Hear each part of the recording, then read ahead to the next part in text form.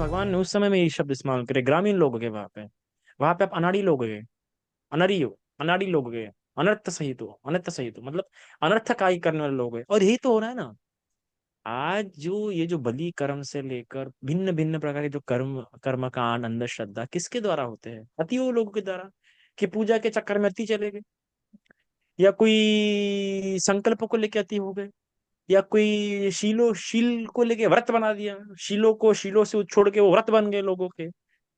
तो जहां पे ये हो जाते, फिर इसलिए शीलत परामर्श हो जाता है ना।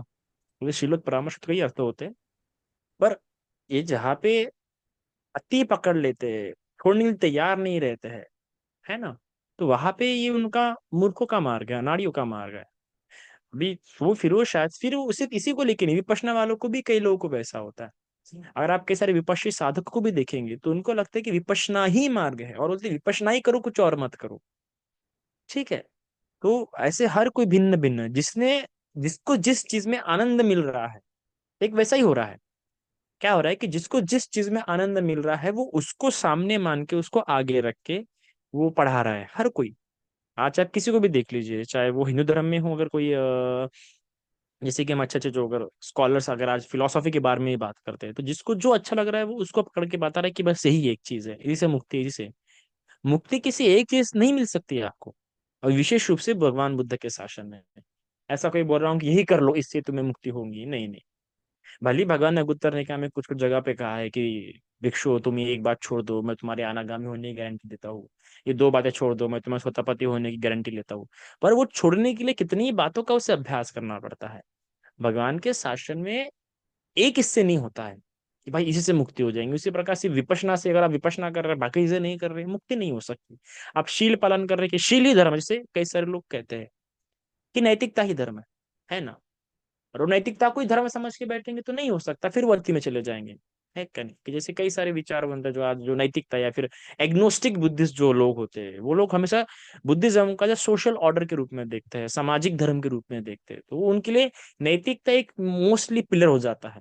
फिर समाधि भी उनके लिए क्या हो जाता है, मेडिटेशन भी उनके लिए डिप्रेशन मैनेजमेंट, एंजाइटी मैनेजमेंट का एक टूल बन के रह जाता है। इट इज उनके निर्वाण के लिए नहीं रह जाता है। तो ये अपने अपने भगवान को लेके एक एक जो लेके बैठ जाते हैं वो लोग, कि ये भगवान का एक एक बात लेके बैठ गया और उसी में तो पूरा धर्म समझ गया, ऐसा नहीं होता। धर्म को चारों अंग से समझना पड़ता है। आप देखिए ना, सारीपुत्र ने क्या बोला था कि मैं धर्म को भिन्न भिन्न तरीके से समझ लूंगा, तो मुझे बता तो सही सार। तो भगवान के समय में जो एक एक गाथा से मुक्त हो गए, मैं कई बार बताया है कि वो प्रज्ञावान थे।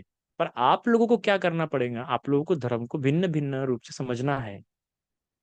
इसलिए तो आप श्रावक है। तो इसलिए मैं हमेशा कहता हूँ, क्योंकि एज अ, मैं इसलिए भी कहता हूँ क्योंकि मैं खुद एक महाराष्ट्र में से, नागपुर से भूमि से आता हूँ, और इसी के साथ एक फिलोसॉफी का और साइकोलॉजी का मेरा बैकग्राउंड रहा है। तो ये बातें हम बड़े मार्मिक रूप से समझ पाते हैं, क्योंकि हमें वैसा बैकग्राउंड मिला है। तो वैसा बैकग्राउंड मिलने के कारण हम तुरंत वो बातें समझ जाते हैं कि हाँ, कि ये लोग ये किस प्रकार से देख रहे हैं, उस पूजा के चीजों को किस प्रकार से देख रहे हैं, वो समाधि को किस प्रकार से देख रहे हैं, विपश्यना को किस प्रकार से देख रहे हैं। जैसे कि मुझे एक शिष्य ने मुझे बड़ी प्यारी बात बोली थी कि बंटी जी, अगर आपको कोई पांच बातें बहुत आवश्यक लगी तो आप कौन सी बातें बता चूज करोगे? तो मैंने से बताया कि मैं ये पांच बातें आवश्यक करूँ, अगर मुझे जिंदगी में अपने साथ पांच बातें रखनी रहेंगी या पांच बातें करनी रहेंगी तो मैं ये पांच बातों को इंपॉर्टेंस दूंगा। पर मैंने उससे एक बात बड़ी सावधानी से कही थी कि एक बात याद रखना, कि ये मेरा एस्केप वे नहीं होना चाहिए, है ना, एस्केप वे नहीं होना चाहिए। तो क्या होता है, कई बार आज लोगों के लिए विपश्यना, पूजा, ये स्किप वे हो गई है। अगर आप भगवान बुद्ध का जो धम्म देशना का क्रम देखेंगे तो भगवान ने कई जगहों पे सुगति की तारीफ की है कि जाओ तुम देवलोक में जाओ, जबकि प्रथम उद्देश्य क्या होना चाहिए, निर्वाण होना चाहिए। पर भगवान ने कई बार लोगों को धन का भी दिखाया है, प्रलोभन। प्रलोभन तो प्रॉपर वर्ड नहीं है, पर भगवान ने कई बार दिखाया कि देखो बेटा, इससे सुगति होंगी तुम्हारी, कि देखो इससे तुम्हें ऐसा ऐसा लाभ होगा। तो कई जगह पे भगवान ने कई लोगों को भौतिक लाभ भी दिखाए, और भौतिक लाभ दिखा के भी इस बुद्ध शासन में उनको लाया। कुछ कुछ लोगों को सुगति का लाभ दिखाए, सुगति का लाभ दिखा के देखो बाबा ऐसे अप्सराएं वगैरह है, ऐसा सब कुछ है, तो उनका लाभ दिखा के भी कुछ कुछ लोगों को भगवान ने बुद्ध शासन में लाया। पर वो दिखाया, पर उसके बाद उसमें लाने के बाद उनको आखिर निर्माण की ओर ही झुकाया। आज वैसा नहीं हो रहा, है ना। किसी का पूजा में मन रहा है तो रम रहा है, तो पूजा में ही रमा रहा है।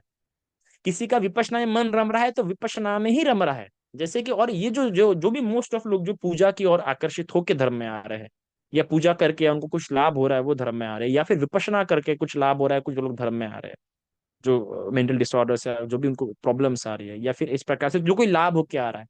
समस्या बात ये, क्योंकि मैंने जितने लोगों को देखा है, क्योंकि मैं ऐसा तो नहीं हूँ कि डायरेक्टली आपको कुछ भी उपाय दे दूंगा कि भाई ये करो वो करो, मेरा कभी ऐसा नहीं रहता।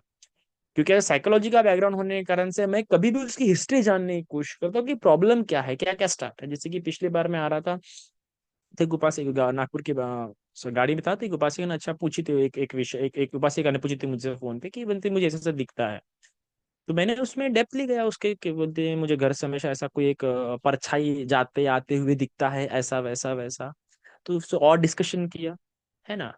कोई दूसरा था तो डायरेक्टली बोलता ये पढ़ो वो पढ़ो, ऐसा पढ़ो ऐसा करो। मैं ऐसा नहीं करता हूँ, मैं पहले डेप्थ में जाने की कोशिश करता हूँ, उसकी हिस्ट्री जानने की कोशिश करता हूँ, केस स्टडी जैसे आप कहते हैं। फिर पता लगा कि नहीं भाई, उसके आंख में जाला आ गया है। फिर उसे बातों बातों में लगा, मैंने बोला पहले आप जाला साफ कर लीजिए, फिर आपको ऐसा दिखेगा नहीं। तो ऐसा कई बार हो जाता है कि आजकल जो बाबा टाइप सिस्टम शुरू हो गया है कि ये करो वो करो, दैट व्हाट डोंट लाइक, है ना। तो और कई जगह पे मेंटल डिसऑर्डर्स मानता है, ऐसा बुद्धिज्म ऐसा नहीं कि मेंटल डिसऑर्डर नहीं मानता है कि आप हर चीज, हाँ, मन पे संयम कर लोगे, रिस्ट्रेन कर लोगे, शील पालन कर लोगे, ये कर लोगे वो कर लोगे, ठीक हो जाओगे, नहीं ऐसा नहीं। ये बात मुझे सबसे बेकार लगती है। जब भी मैं एक ऐसे भी अच्छे भनते लोगों से भी जब चर्चा करता हूँ, तो ऐसे किसी अगर रोग के विषय में या एंजाइटी के विषय में, या सिर्फ हम जब नॉर्सिस पर्सनालिटी के बारे में विचार करते हैं, या मैं बात करता हूँ कि अटैचमेंट छोड़ना इतनी आसान बात नहीं होती है वगैरह वगैरह, या रिलेशनशिप्स की बात करता हूँ, मैं इमोशनल इम्बैलेंस की जब बात करता हूँ, मैं किसी डिस्कशन में जब करता हूँ, तो कई सारे लोग मुझे अच्छे अच्छे पढ़ने वाले, बुद्धिज्म को भी अच्छे अच्छे पढ़ने वाले डायरेक्टली ऐसा बोलते, नहीं नहीं ये सब मन पे आधारित रहता है, मन को संभालना पड़ता है, मन को संभालो सब ठीक हो जाता है, ये क्या नाटक। मैंने बोला अरे, अगर ऐसा तो साइकोलॉजी एग्जिस्ट नहीं करती। कुछ बातें होती है जो एक होती है एवरेज, और एक होती है एवरेज के नीचे और एवरेज के ऊपर। ठीक है ना, हर बात हम इससे ठीक नहीं कर सकते कि मन से, ये सबसे मिसकंसेप्ट है। ओके ना। तो ये बातें के कारण कैसे सारे प्रॉब्लम्स आ जाती है। तो जो एस्केप वे चल रहा है आजकल, और 90% लोगों का जो है ना एस्केप वे चल रहा है, कोई पूजाओं के चक्कर में पूजाओं में ही लगा है, कोई विपश्यना में। और मैंने बहुत लोगों से डिस्कशन किया, ऐसा नहीं कि नहीं मैं अकेले में बात कर रहा हूँ। तो वो मुझे सबसे, क्योंकि आप वो भी आपके लिए फिर, क्योंकि अगर आप भगवान का जो दूसरा दूसरा सत्य है, तो भगवान ने जो चार आर्य सत्य में जो दूसरे सत्य की परिभाषा की है, वो बहुत आवश्यक है। वो नहीं पढ़ते, सब दुख की बात करते हैं और तृष्णा की ही बात करते हैं, पर तृष्णा की परिभाषा, भगवान ने तृष्णा की परिभाषा कितनी सुंदर की, उसके पर कभी भी किसी ने विचार किया। बोलते हैं, तृष्णा तृष्णा, आसक्ति आसक्ति आसक्ति। आसक्ति क्या है? क्यों आसक्त हो रहा है इंसान? क्यों आसक्ति छूटती नहीं? क्यों इंसान मरने के लिए तैयार और मारने के लिए भी तैयार है? क्यों इंसान रोता फिरता है आसक्ति में? क्यों दिन दिन डिप्रेशन में चले जाता है? क्या होती है आसक्ति? तो आसक्ति की परिभाषा कितनी, नंदी राग सहगता, तीन बातें बताई भगवान ने, नंदी राग सहगता तत्र तत्र अभिनंदिना, ठीक है, और पौन भाविका। इस प्रकार से तृष्णा कार्य करती है। तो आजकल क्या हो रहा है, जो उनका पौन भाविका रूप में, या फिर तत्र तत्र भी नंदिना के रूप में, या नंदी राग सहगता के रूप में विपश्यना, या फिर वो नैतिकता, या फिर वो पूजा पाठ को ले रहे हैं। तो कई लोगों को शायद से मेरी बात बुरी लगती होगी, बनती है तो भाई पूजा का विरोध करते हैं, कि मैंने बीच में कई बार कुछ कमेंट्स ऐसे भी किए कि आप इसमें इतना पैसा वेस्ट करते हो, उसमें उतना पैसा वेस्ट करते हैं। तो द थिंग इज दैट, मैंने कई सारे जातक में पढ़ा, अगर आप जातक कथाएं पढ़े तो कितना प्यारा, कितनी की जगह पे, आज ही मैंने एक जातक पढ़ा उसमें कितना प्यारा बोला है कि एक उपासक भी किस प्रकार से दान के प्रति भी विवेकशील होके, विवेकनिष्ठ होके विचार करते हुए दान देता है ना। एक जो बौद्ध उपासक है, थोड़ा विवेकनिष्ठ होता है, बड़ा विवेकशील होता है, वो हमेशा ये प्रयास करता है कि मेरे दान का या मेरे धारण की हुई शील का, ये मेरे पुण्य का ज्यादा से ज्यादा लोगों को कैसे लाभ होगा। इसे तो मैत्री साधना का अभ्यास करता है ना वो, इसे तो अपने पुण्य बांटता है ना वो, जैसे अनुमोदन करता है ना वो, साधुवाद देता है ना वो। ये किस बात की प्रगति है? उसकी विवेक निष्ठता की, उसकी विवेकशीलता की, उसके पुण्यों को दूसरों में बांटने का पुण्यानुमोदन क्या है। तो इस प्रकार से उसका विचार होता है। तो मैं कई जगहों पे देखा कि कई जगहों पे ऐसा एकदम अंधश्रद्धा टाइप, या फिर आप कह सकते हो उसे कि एकदम आसक्ति में होके, या व्यक्ति आप उसे कहिए कि एकदम बह जा रहा है उसमें, वो नहीं ये कर पा रहा है। इस प्रकार से नहीं होना चाहिए, और इसी प्रकार ज्यादा जगह पे हो रहा है, और ये आसान है और ये स्वाभाविक है। स्वाभाविक क्यों है? मैं इसे स्वाभाविक बोलता हूँ, मैं इसे स्वाभाविक बोलता हूँ क्योंकि बैलेंस करना डिफिकल्ट है, टोक पे जाना आसान है। आप देख सकते हैं ना, आप खुद आश्चर्य कीजिए, उस समय में 62 पंथ थे, वैचारिक पंथ थे। अगर आप ब्रह्मजाल सूत्र ही पढ़ेंगे, सबसे पहला दिग् निकाय का सबसे पहला सूत्र रखा, आप विचार कीजिए। आप जब त्रिपिटक संज्ञान हुआ तो 500 अरंत थे उसमें, 500 अरंत थे, और उन लोगों ने उसको अरेंज किया। विद्वान विद्वान लोग थे, आनंद थे, विनय थे, बंते काश्यप थे, इतने बड़े बड़े विद्वान लोग थे, और उन्हें अरेंज किया। सूत्र पिटक में सबसे पहले ग्रंथ में सबसे पहला सूत्र क्या रखा इन लोगों ने? ब्रह्मजाल सूत्र रखा। क्यों रखा होगा? कुछ ना कुछ तो उनका रहा होगा मन में इंटेंशन।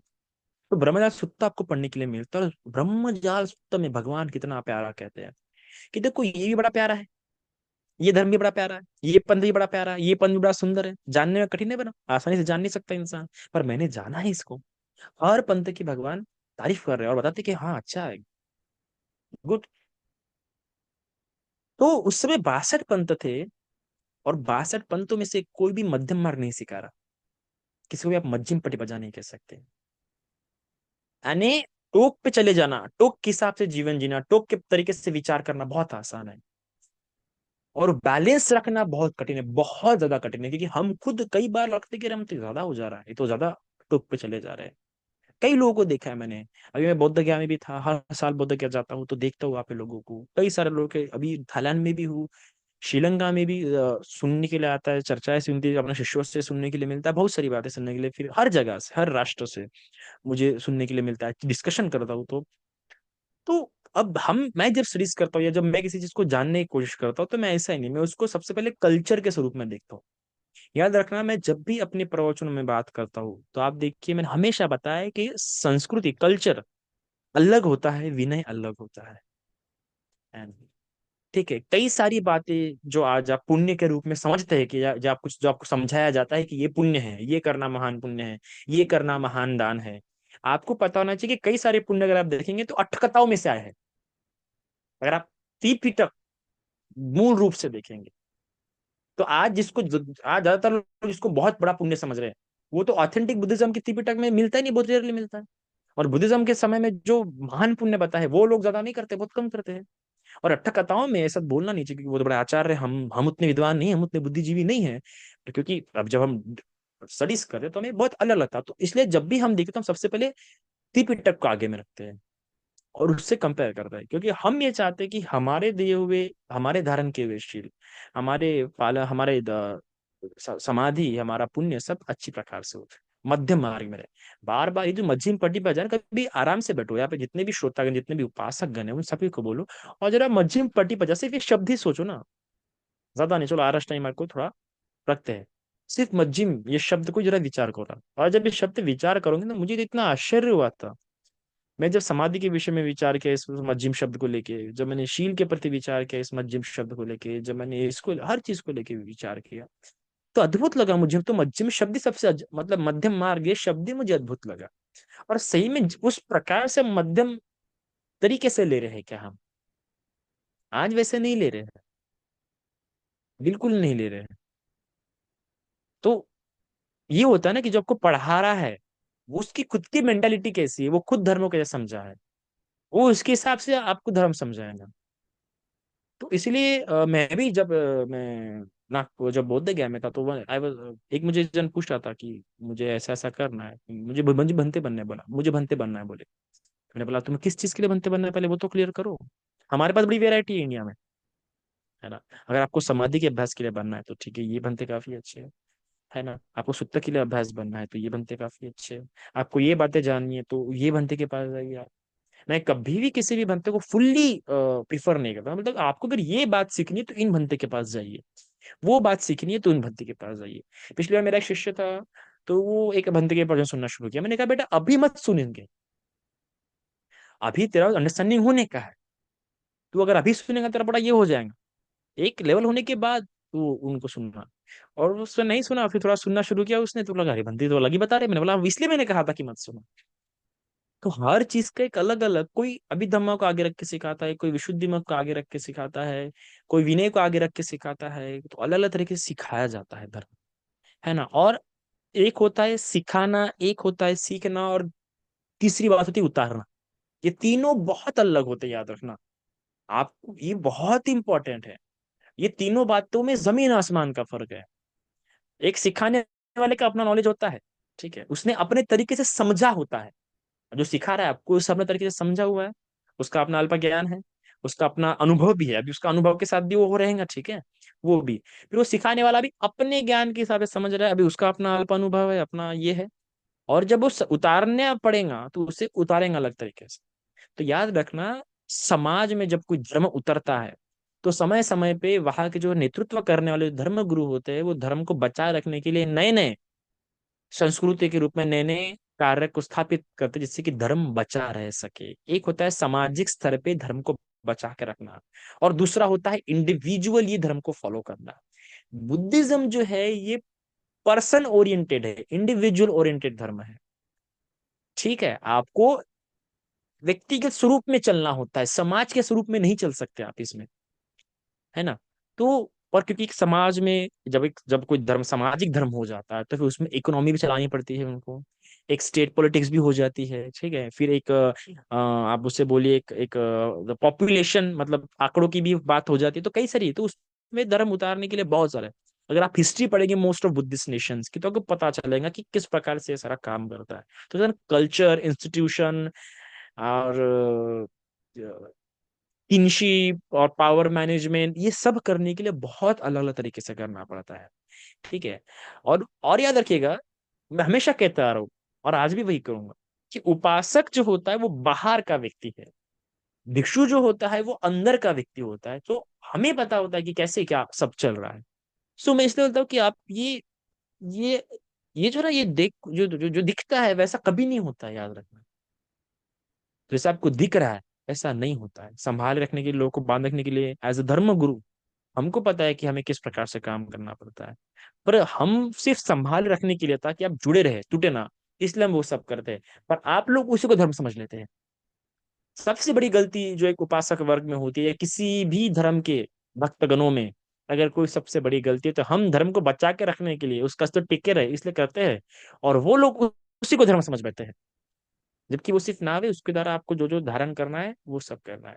तो इसलिए मैं जब कहता हूँ कि आप जब धर्म धारण कर रहे हैं तो आपको ये सब का अभ्यास करना, ये फिर से बोलूंगा, अभ्यास अभ्यास करना है, पूजा अभ्यास नहीं है, ठीक है। और सिर्फ विपश्यना ही अभ्यास नहीं है ना, सिर्फ शील ही अभ्यास नहीं है, सभी एक क्रमिक होते हुए आपको चलते रहना है।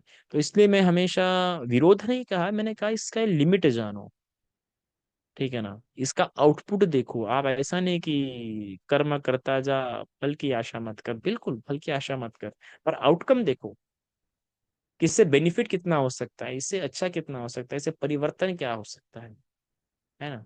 कितने ही लोग क्या बोलते हैं, भूखे रहते हैं, कितने लोगों को ये रहता है, जिससे एक समय की बात है, एक जन ने मेरे ख्याल से 20 या 25 हजार के फूल लाए थे।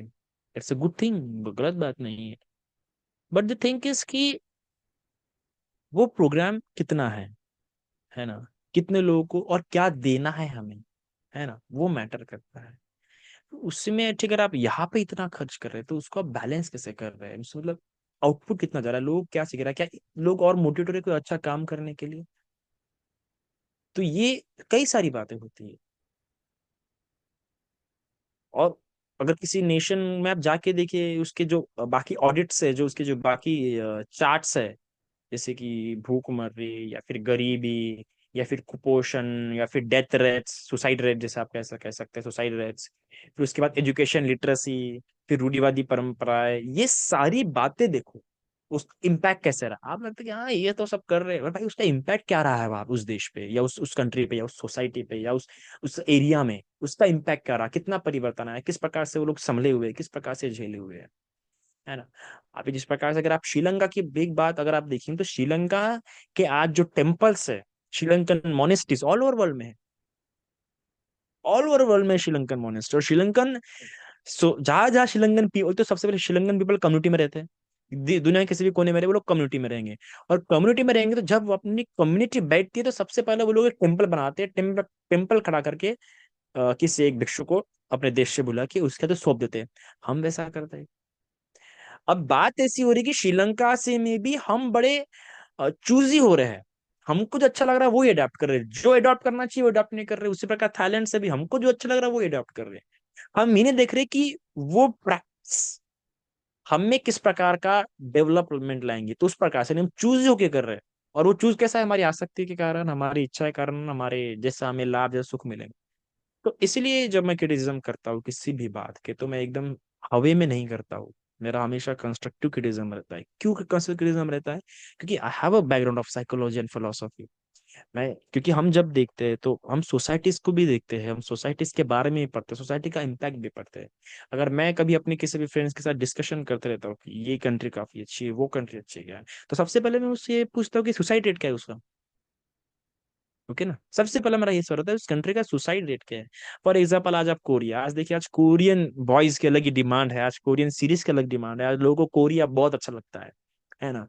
तो मुझे भी इच्छा हुई कि लेट्स सी हाउ कल्चर कैसा है वहाँ का। तो जब मैंने कल्चर स्टडीज की, उसे तो पता लगा कि सबसे ज्यादा सुसाइड रेट कहीं पे, तो कोरिया में ही है। सबसे ज्यादा सुसाइड रेट कोरिया में है। फिर कोरियन पीपल्स, उनमें किस प्रकार से कॉम्प्लेक्सिटी है ना, इंफीरियर या सुपीरियर आप कहिए। तो अक्सर जो दिखता है वैसा नहीं होता है ना। बड़ी बड़ी इमारतें खड़ी हो जाने से इंसान सुखी नहीं होते। सब लोनली डेथ्स, आप एक बोले टर्मिनोलॉजी है, लोनली डेथ्स ज्यादा आप देखिए जापान में होती है, कोरिया में होती है, इस प्रकार की डेथ्स भी हो रही है। रूम में पड़े पड़े बंद पड़े, महीने महीने शरीर पड़ा रहता है वहां पे, कोई आके देख नहीं रहा, किस प्रकार की लाइफस्टाइल हो रही है ना। तो हमें क्या लगता है कि कई बार ऐसा हो जाता है कि यार भंते जो ऐसा बोल रहे वैसा बोल रहे, पर आप जब कोई भंते बोल रहा है तो आप पहले देखिए कि उसका स्टडीज कैसा रहा है, वो क्या, वो किस लेवल का भिक्षु है, या किस किस किस इससे आया है। तो ये बात होना बहुत उसी प्रकार अभी कल ही मैंने एक इस पे एक जन ने स्टेटस रखा था कि उस एक जन ने पूछा उनको कि बाबा पढ़ना चाहिए क्या।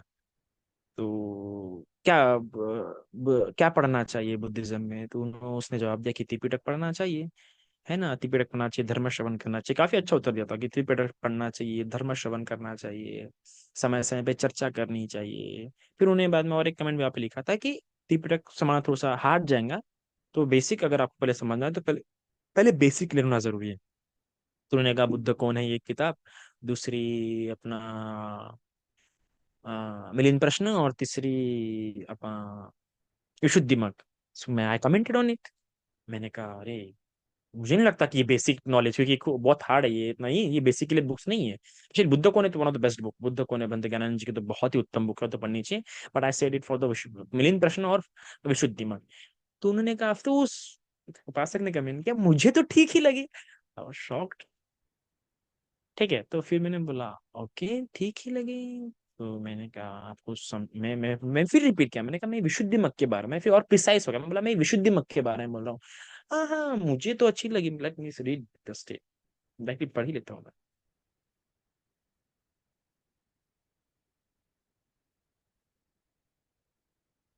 तो क्या था, तो मैंने कहा नहीं, हाँ जहां तक मैंने पढ़ा है अभी अभी भी मुझे तो उनका एक रात फिर सुनो वो रिपीट किया कि जहां तक ठीक ही लगी। तो मैंने कहा ठीक है बाबा, आपको समझ गई, तो मुझे भी पढ़ा देना। सो बोले okay okay, so I shocked, okay. And फिर कहा डेट, फिर मैंने और कहा कि डेट और टाइम भी बता देना। तो मैंने कहा, उन्होंने कहा जब बुक कंप्लीट हो जाएंगी तब डेट बता दूंगा। सो मैं शौक था, मतलब बाप रे। तो मुझे सबसे पहले ये लगा कि विशुद्धि मग, आपको पता होगा विशुद्धि मग ऐसा कहा जाता है। Scholars, one of the scholars जिन्होंने पढ़ा है, जो म्यांमार के स्कॉलर्स, वो कह बताते हैं कि अभिधम्मा पढ़ने के बाद अगर आप विशुद्धि मग पढ़ते हैं तो आपको और अच्छे से समझता है। एंड वो जब मैं खुद पढ़ रहा था विशुद्धि मग, मैंने भी जब पढ़ा तो जब मेरा अभिधम्मा नॉलेज उतना परफेक्ट नहीं था, तो शुक्र है कि मेरे को चित्त थी, अगर मैंने पढ़ के रखा था पहले। तो जब मैं विशुद्धि मग का सिर्फ स्किल्स शील्स के अंदर पढ़ रहा था, तो सही में मुझे बहुत हेल्पफुल हुआ। सिर्फ संवर शब्द, सिर्फ संवर शब्द समझने के लिए आपको पूरी चित्त विधि पढ़नी होती है, पता होनी, और वो अभिधम्मा से आपको तो पता रहता है। उन्होंने कहा कि बाबा देखिए, जब कोई बड़ा इंसान है, जब कोई इंटेलेक्चुअल, हम लोग क्या, हम जब पढ़ना शुरू करते हैं या हमें जब होता है तो हमारा अंकर आता है भांति तो कुछ भी अपने हिसाब से, पर सबसे पहले देखो कि उनका बैकग्राउंड क्या है, उनकी स्टडीज क्या है ना, वो क्या किस किस फील्ड से आता है ना। मैं अक्सर देखता हूँ कि अगर किसी की साइकोलॉजी में डिग्री है, या किसी की सोशल स्टडीज में डिग्री है, या किसी की फिलोसफी में डिग्री है, तो मैं मुझे बड़ा इंपॉर्टेंस देता हूँ, क्योंकि उसका पर्सपेक्टिव ऐसा होगा, ये कुछ नॉर्मल सब्जेक्ट्स नहीं है। ठीक है ना, क्योंकि अकेडमिक स्टडीज हमेशा अलग होते हैं, हमेशा फोकस करता हूँ। अकेडमिक जो स्टडी होती है आपको सिस्टमैटिक वे ऑफ थिंकिंग देता है, सो उनको ऐसा लगा नहीं, मैं तो मैं ठीक है। तो फिर तो देखो ऐसा क्यों होता है, एक तो दो ही कारण से होता है। एक तो सबसे पहली बात, आपको उसका डीप मीनिंग समझानी है। आप गहगुड़ अर्थ समझने का, इसलिए आपको लग रहा है समझ रहा है, पर आप उसका गुड़ अर्थ नहीं समझ पाए। ये दूसरा बात जो उसमें हो सकता है कि आप उसको समझे ही नहीं। एक तो पहला अर्थ, ये तो आपको डीप मीनिंग नहीं समझा, जो उसमें जो डीप मीनिंग समझे है वो सब बस आप पढ़ते जा रहे हो, पढ़ते जा रहे हो। ये मैंने शुरुआत में बहुत किताबें पढ़ी है, और बाद में पता लगा कि अरे ये तो, फिर एक दो दो साल, तीन तीन साल बाद पता लगा अरे उसका मीनिंग तो ऐसा भी था।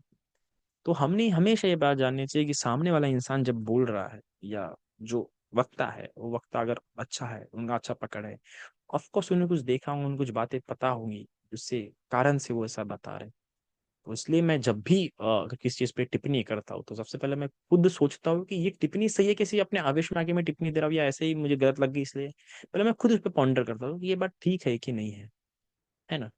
क्योंकि मैं हमेशा अपने आप को बैलेंस में रखने की कोशिश करता हूँ, मैं अपने थॉट्स हमेशा चेंज करते रहता हूँ। अपने थॉट्स पे कभी कभार हम बाद में मैं खुद रीथिंक करता हूँ कि ये इस प्रकार सोचना ठीक है या नहीं। इसलिए मैं हमेशा किसी कहीं भी डेप्थ उत्तर जाने के लिए बहुत बहुत मना करता हूँ। मैं कहता हूँ एक सिस्टमैटिक वे होता है, उससे जाओ। मैं कभी भी किसी को भी कुछ सजेस्ट करने के पहले उसकी हिस्ट्री जानना पसंद पसंद करता हूँ। ऐसा नहीं कि भगवान ने वे दे दिया है ना, कि ये भगवान के इसमें दिया है तो आप, अरे नहीं, भगवान ही पहले देखते थे कि उसे क्या परिस्थिति है, उसके हिसाब से भगवान ने उसको अलग अलग उपदेश दिए हैं। भगवान ने अलग अलग क्या दिए, कर्मठान का अभ्यास दिए। अलग अलग कर्मठानों का अभ्यास होना ही, 40 कर्मठान है, 40, समझ रहे आप? एक नहीं तो 40 कर्मठान है। तो 40 कर्मठान होना मतलब क्या है, डिफरेंट डिफरेंट पर्सनालिटीज, हर एक का प्रॉब्लम एक ही से ठीक नहीं होने वाला है। दूसरी बात, अगर आप भगवान बुद्ध सिर्फ एक चीज के लिए सिर्फ एक आयन मग्गो शब्द इस्तेमाल करते हैं, वो है सती पट्ठान। उस सती पट्ठान में भी भगवान चार बताते हैं, सती को प्रस्थापित करने के लिए चार बताते हैं। एक तो कायानुपश्यना, वेदनानुपश्यना, चित्तानुपश्यना, धम्मानुपश्यना। उसमें से भी कायानुपश्यना और चित्तानुपश्यना जिसकी मंद बुद्धि होती है, मतलब उतना तीक्ष्ण नहीं होती है, उसके लिए। धम्मानुपश्यना और अपना कायानुपश्यना, वेदना, हाँ, धम्मानुपश्यना और वेदनानुपश्यना, धम्मानुपश्यना वेदनानुपश्यना, ये तीक्ष्ण बुद्धि के लिए होते हैं। तो इतना चेंज होता है, तो फिर इसलिए तो मैं ऐसा नहीं हूं कि मैं डायरेक्टली किस चीज पे कमेंट करूं। I will search for the his case history. तो इसलिए मैं अक्सर कहता हूँ कि ठीक है, जो लोग सदैव उदय के हैं, वो लोग जो सदैव उदय के, वो उनको ये बात आकर्षित करती है, पूजा पाठ वाली, याद रखना। इंटेलेक्चुअल लोगों को वो अट्रैक्ट नहीं करती। देखो फिर से परसेंटेज बात है, और सदैव उदय की घुस गए तो फिर पूरा घुस जाते हैं। इसलिए तो ये जो लेक्चर था उनके लिए था, कि अगर आप जा रहे हैं तो इस बात पे सावधान रखो कि आपका वो होना ही है। फिर आप हर बात के लिए उसी चीज वही भी अपनाएंगे, पूजा पूजा पूजा, चैंटिंग चैंटिंग चैंटिंग। अब मैंने भी इतने तरह तरह के लोग देखे कि कुछ भी हो गया चैंटिंग, कुछ भी हो गया चैंटिंग, ये सुनते वो सुनता। और भी कितने सारे वेज है, आप ऐसे कैसे सिर्फ चैंटिंग ही ले सकते हैं। फिर कई बार निराशा उत्पन्न करते हैं, फिर कई बार अंधश्रद्धा, इससे कई बार आपकी अविद्या ही मजबूत हो जाती है। आपको पता होना चाहिए। क्योंकि फिर आप इसका मतलब आप सम्यक व्यायाम का कोई काम ही नहीं है क्या? अगर आप चैंटिंग में ही लग रहे तो इसका मतलब सम्यक व्यायाम समान कोई चीज है ही नहीं, है ना। सम्यक दिट्ठी मतलब फिर कहाँ पे गया, सम्यक संकल्प कहाँ पे गया, सम्यक सती कहाँ पे गया? कई बार आप सिर्फ चैंट, अगर आप चैंटिंग कर रहे हैं तो भगवान, हमेशा आप चैंटिंग नहीं कर सकते, कुछ आसरो। अब आप देखिए सब्बासो सुत्ता, जो कि भंते परमानंद जी ने बताया, वहां पे सब्बासो सुत्ता में साफ साफ बोला है, कुछ आश्रव कुछ बातें सेवन करके हटानी पड़ती है, कुछ बातें ऐसे दबानी पड़ती है, कुछ हटानी पड़ती है, कुछ सेवन, अलग अलग 7 तरीके बताया गया सब्बासो सुत्ता में मेरे ख्याल से। पर अगर हमारी इसमें चैंटिंग अपना रहे, हमारी इसमें पूजा अपना रहे, हमारी इसमें विपश्यना अपना रहे, क्या लग रहा है आपको? आपको तब का आराम मिल जाएगा, क्योंकि तब आपका मन भटक गया है। पर मन भटका है, आश्रव नष्ट नहीं हुए, याद रखना। आश्रव दब गए और अंदर चले गए।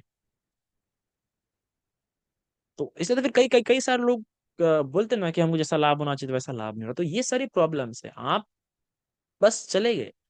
एक होता है भगवान का जो धर्म है ना, वो बहुत ब्रॉड है ना, वो इंडिविजुअल प्रैक्टिस पे बलता है, तो उस प्रकार से उसकी टीचिंग है, तो उसको उस प्रकार से पढ़ना नहीं पड़ता है, समझना भी पड़ता है ना। तो वो सामने वाला का तीक्ष्ण बुद्धि वैसे होनी चाहिए, समझ आना चाहिए। आज कई सारे लोग कहते, कई बार ये लोग से मुझे कि से बुजम में ही दिया है, ये ऐसा नहीं है।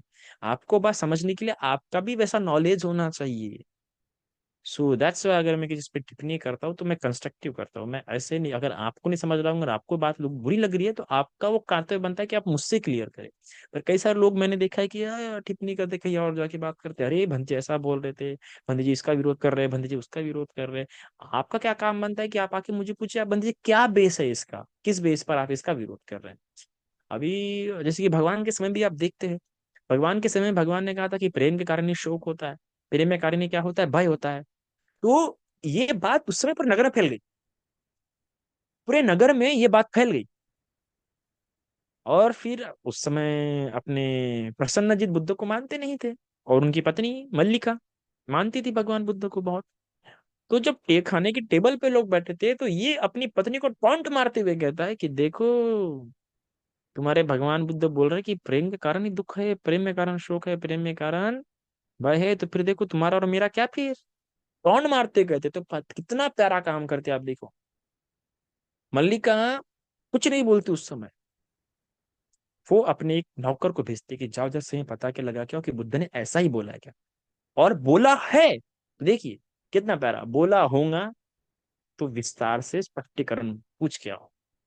ये होता है बौद्ध लोगों का उपासक। वरना कई सारे लोग अरे ये बंते जी वो वाले बंते जी ऐसा बोल रहे थे, अरे ये बंते जी वो वाले बंते जी ऐसे बोल रहे, अगर आप मेरा देखिए, जब मुझे कभी भी कोई अगर ऐसा पूछ, आप अगर आप मेरे लेक्चर्स देखेंगे, मैं कभी किसी का विरोध नहीं करता किसी बंदे का डायरेक्टली। इवन कई सारे बंदे लोग तुरंत अरे नहीं वो बंदे जी कुछ बता रहे क्या, मैं ऐसा नहीं। मोस्ट कभी कभार हो जाती गलती से, अगर सती ना रहे तो देते समय, पर मैं मोस्टली अक्सर कहता हूँ, डिफेंड करता हूँ कि नहीं है वो बंजी ने कहूंगा तो ऐसे इस पर्सपेक्टिव से कहूंगा, एकदम किसी को गलत साबित करके मैं नहीं बताता हूँ कि भाई हाँ। अगर मुझसे कोई पूछे कि भंते जी वो बंते जी ऐसा बोल रहे थे, तो मैं उसको और जाता हूँ कि किस विषय में बोल रहे थे, किस चीज को लेके बोल रहे थे, है ना। तो ये बातें होती है, तो उस अंडरस्टैंडिंग इतनी होती है क्या, बस टिप्पणी कर देना ये कर देना, मेरा स्वभाव ऐसा नहीं। मैं बहुत कंस्ट्रक्टिव करना पसंद करता हूँ। हाँ, ये बात मानूंगा कि कई जगहों पे कभी कभार क्रोध के चलते, कभी कभार द्वेष भी बोल सकते हैं क्योंकि द्वेष भी रह जाता है। तो कभी कभार द्वेष के चलते, कभी कभार क्रोध के चलते, या कभी कभार उतना नॉलेज ना हो जाने के कारण, या कभी कभार उस समय वो मन में वो विषय ना आने के कारण हो सकती है, या मेरे द्वारा मैंने तो मुझसे भी हुई है, कई लोगों की निंदा हुई ही है, कभी कभार तो भरे मंच पे हुई है। पर होता है कभी कभार मिस्टेक सभी से। पर द थिंग इज कि I always try to be a constructive criticism, कि वो बहुत इंपॉर्टेंट है कि ज्यादा लोगों का भला होता है। तो इसलिए अगर मैं किसी का विरोध कर रहा हूँ, तो अगर आपको कोई बात गलत लग रही है तो आप मुझसे बिल्कुल आइए पूछिए, मैं बताऊंगा।